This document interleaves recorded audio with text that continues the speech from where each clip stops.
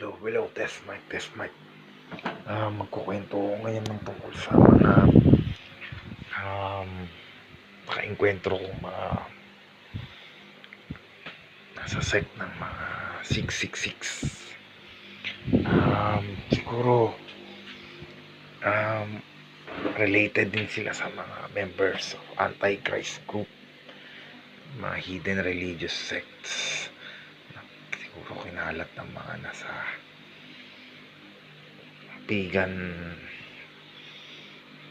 paganism, idolatry.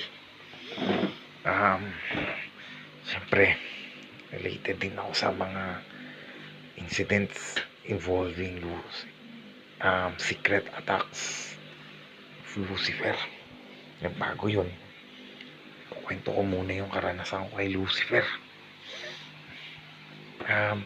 Totoo lang hindi ko talaga gusto magkwento sana sa kanya, pero napasama na rin din ako ng todo sa kanya. Kaya siguro una, yung mga kukwento ko muna yung mga nakasaad sa Mateo 23, yung mga nakakatakot na kwento na nakalagay sa Mateo 23, ang mga pinaka nakakatakot na mga kaganapan. Pero para malaman nyo na nagkaroon ako ng masamang experience sa mga demons, devils, evil spirit. Related din ako sa mga incidents ng involvement sa mga cases ni President of the Philippines, Rodrigo Duterte. But I don't want to talk about any malicious or derogatory statements involving the enemies of Duterte, because whenever there's someone intrude or counterattack or counter striking their organized hidden agenda or the topics involving the criminal organizations, the racketeers, those involved in drug trafficking, especially those involved in prostitution, or those hidden members of a drug-involved societies. Well, I got a very bad experience. Because now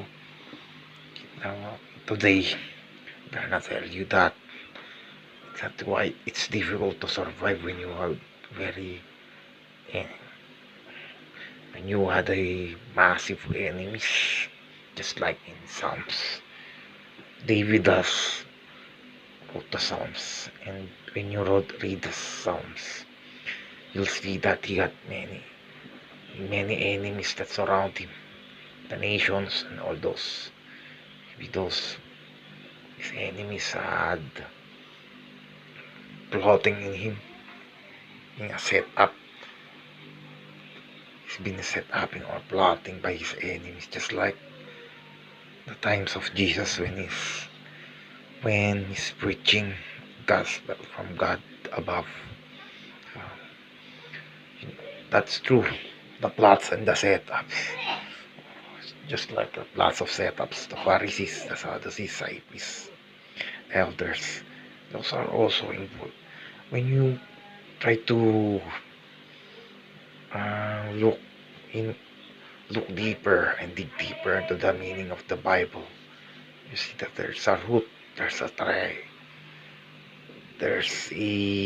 triangular structure there, in the above of all of them is Lucifer.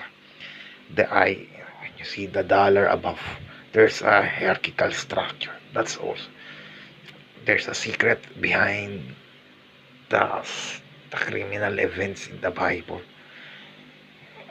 Jesus encountered them, and as I see and I recall, there's a secret societies and hidden agenda involved. Nowadays,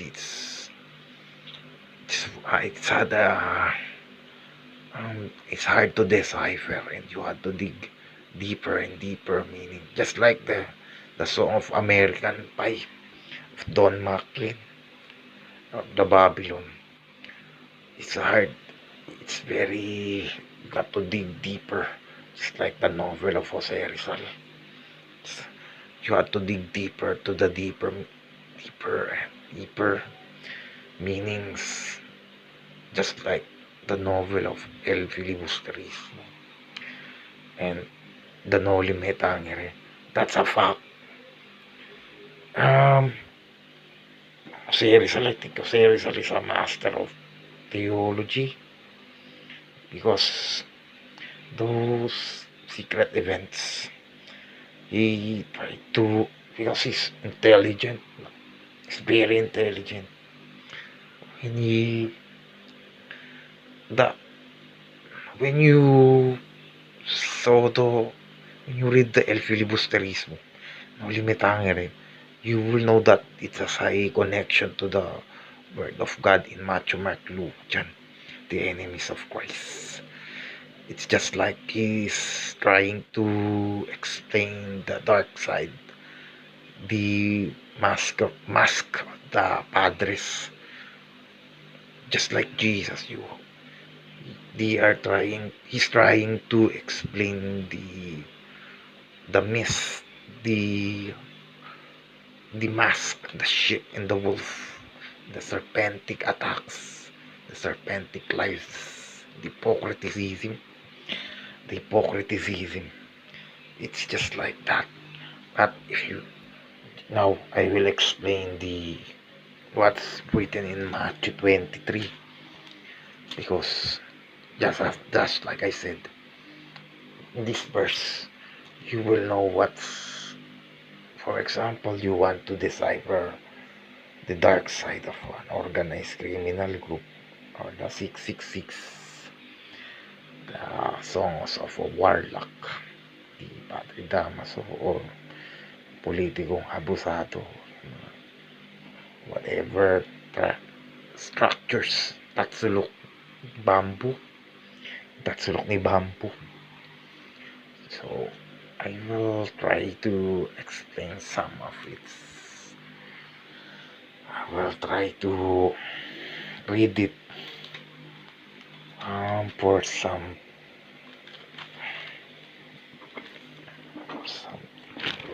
to dwell into the mystery, just like the mystery, the abomination of the mother of all harlot, or some hidden religious sects, some form of, just like the Illuminati, the Skull and Bones, the Knights Templar, the Bilderbergers, the Opus Dei, the Rosicrucians, whatever you think that has a very secretive society in Revelation 30.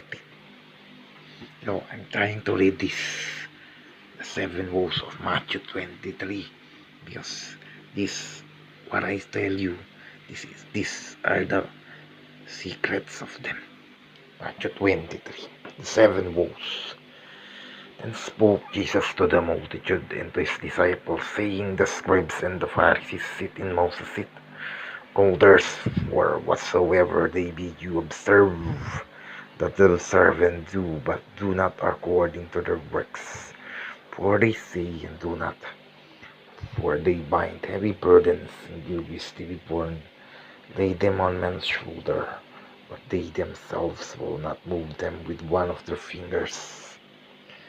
All their works they do to the sin of men. They make broad their phylacteries and enlarge the borders of their garments. About the uppermost places of feast and the chief seats in the synagogues. See, just like the Illuminati structure. Do you believe meron tong palabas dati na pamagat niya Daily, John Carpenter. Today, marami na ngayong mga masasamang kaganapan doon sa mga TV. Yan itong mga TV, sa newspaper, sa internet, sa mga newspaper. Mayroon doon mga secret hidden agenda. Pero kung pag-aaralin mo yung mabuti, Hindi, hindi lahat yun ay mapagkakatiwalaan eh. Some of them are belongs to Satan. In the structure of Satan, they are miyembro rin sila ng mga tatsul ko Satanas, kanyang mga fallen angels, devils, antichrist, fallen angels, 666 groups, mga hidden, meron sila mga professions, but their professions are corrupt. Just like when Jesus encountered them, the Pharisees, tapos it is modern, the battles are going to be modern. There are many hypocrites nowadays. They try to be an angel, a superhero. But the fact is, they are the son and synagogue of Satan. They just want to be the praises. They just want to deceive people. But their true life, they hide the truth, their true form. That's the real battle nowadays. The truth is there. The battle is in the sheep in wolves clothing. That's the real story. Greetings in the Matthew 23 verse 7. And greetings in the markets, and to be called of men, Rabbi, Rabbi.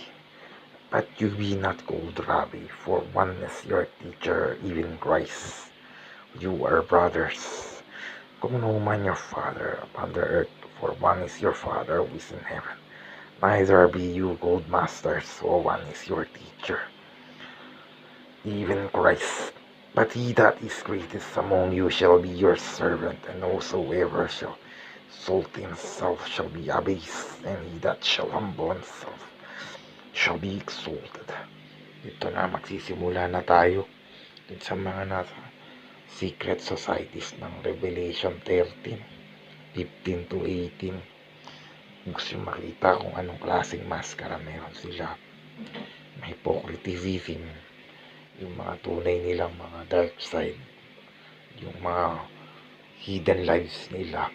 Pwede nyo namang pag-aralan nyo kung sinong pinakasikat na mga tao. Pero kailangan yung muna siguro pag-aralan ng maigi. Napakalalim yung mga, kasi yung iba tinatago talaga nila yung mga sekreto, baga yung mga documents, kasi tinatumba rin nila yung mga nakakaalam ng sekreto nila. Pero yung ito yung isang dahilan kung bakit pinapatay si Jesucristo. Kasi nasandamukan ng mga nilalang na to sa mga synagogue ni Satan, Lucifer, mga nagpapatay sa kanya. Ito yung mga senyalis na totoong may mga pinapatay doon, tsaka may mga sekreto silang mga ginagawa. Na ito yung sasabihin ko. Revelation 13, 15 to 18. Yung mga nasa tatsulok. But woe unto you, scribes and Pharisees, hypocrites, for you shut up the kingdom of heaven against men. For you neither go in yourselves, neither allow you them that are entering to go in. Woe unto you, scribes and Pharisees, hypocrites, for you devour widows' houses, and for a pretense make long prayer. Therefore you shall receive the greater condemnation. Parang may mga religion doon na akala mo napakabanal nila. Napakatagal nilang magdasal, pala nanggagahasa din pala sila. Meron doong mga, kasi sa sulat ni Rizal doon, meron doong nasirahan ng ulo Bakit nga ba nasisira yung ulo at buhay ng mga tao? Siguro nandito na rin yung dahilan. Pero sabihin ko yung mga mystery ng nasa 2 Peter 2, ng Judas, ng mga organized criminal, ng warlock, ng mga secret societies, mga nasa masonries, yung mga degree nila, yung mga sikreto ng mga nila lang sa Revelation 13, 15 to 18, ng mga pinakamatataas na boses mga katangian, characteristic, personalities, and masquerade in hypocrisy. I want to describe St. Pharisees hypocrites. You compass thee and learn to make one proselyte, and when he is made, you make him twofold more the child of hell than yourselves. Kita nyo na? Yung Pilipinas, sa Pilipinas, sinakop dati ng mga Kastila. May mga nakakatakot dito. Kukumpa sila ng mga, nakikita nyo ba yung mga napakalaking mga simbahan? Matagal na yung dating mga sinakop. Marami dong mga patayan. Pero sasabihin ko sa'yo, totoo itong nakalagay dito. Kaya ito yung mga sikreto ng mga pinakamalalaking religious group, new religious movements. Manila lang sa warlock, mga secret societies, ng mga hidden bosses sa Revelation 13, 15 to 18. Ganito rin sila. To you, you blind guides, you say, whosoever shall swear by the temple is nothing, but whosoever shall swear by the gold of the temple, he is bound. You fools and blind, for which is greater, the gold or the temple that sanctifies the gold? Whosoever shall swear by the altar, it is nothing, but whosoever swears by the gift that is upon it, he is bound. You fools and blind, for which is greater the gift, altar that sanctifies the gift? So whoever therefore shall swear by the altar swears by it, by holding thereon, and whosoever shall swear by the temple swears by it, by him who dwells therein. And he that shall swear by heaven swears by the throne of God, and by him who sits thereon. So, kung gusto nyo pang mabasahin yung mga nasa pinakababa,